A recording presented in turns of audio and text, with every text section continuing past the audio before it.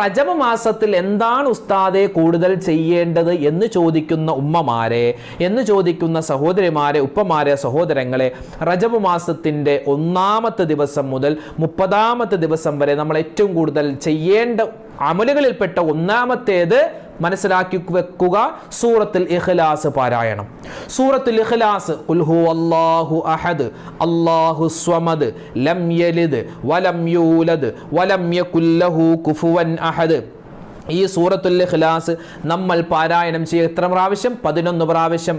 അത് ഓരോ നിസ്കാരങ്ങൾക്ക് ശേഷം ഓതിയാലും കുഴപ്പമില്ല, അല്ലെങ്കിൽ സുബഹി നമസ്കാരത്തിന് ശേഷമോ മഗ്രിബ് നമസ്കാരത്തിനോ ശേഷം ആണെങ്കിൽ പോലും കുഴപ്പമില്ല. 11 വട്ടം സൂറത്തുൽ ഇഖ്ലാസ് ഓതിക്കഴിഞ്ഞാൽ അള്ളാഹു അവനിക്ക് കൊടുക്കുന്ന പ്രതിഫലം ഒരുപാടാണ്. അവൻ അള്ളാഹു തആല എല്ലാവിധത്തിലുള്ള ആപത്ത് മുസീബത്തുകളെ തൊട്ട് കാക്കുന്നതാണ്.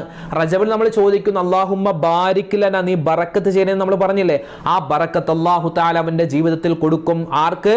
സൂറത്തുൽ ഇഖ്ലാസ് നിത്യമായി പാരായണം ചെയ്യുന്ന ആൾക്ക് റജബ് മാസത്തിൽ. പിന്നെയോ സ്വർഗത്തിൽ ഉന്നതമായ സ്ഥാനം കൊടുക്കും, സ്വർഗത്തിൽ ഒരു വീട് അള്ളാഹു അവനിക്ക് പണിതു കൊടുക്കുമെന്നും നമുക്ക് ഹദീസിന്റെ കിതാബിൽ കാണാം. പിന്നെയോ ഒരു മനുഷ്യൻ ഈ റജബ് മാസത്തില് 40 വട്ടം സൂറത്തുൽ ഫാത്തിഹ ഓതിക്കഴിഞ്ഞാൽ, ഒരു അര മിനിറ്റ് കൊണ്ടൊരു സൂറത്തുൽ ഫാത്തിഹ ഓതാമെങ്കിൽ, അല്ലെ, ഒരു ദിവസം നമുക്ക് 40 ഫാത്തിഹ ഓതാൻ എത്രയോ എളുപ്പമാണ്. സൂറത്തുൽ ഫാത്തിഹ ഒരു മനുഷ്യൻ 40 വട്ടം ഓതിക്കഴിഞ്ഞാൽ ഒരു ദിവസം ഈ റജബ് മാസത്തിൽ അക്സറു സവാബാ, അള്ളാഹു ഒരുപാട് പ്രതിഫലം അവനിക്ക് കൊടുക്കുന്നതാണ്, അല്ലെ. അപ്പൊ സൂറത്തുൽ ഇഖ്ലാസും സൂറത്തുൽ ഫാത്തിഹ മറന്നു പോവല്ലേ.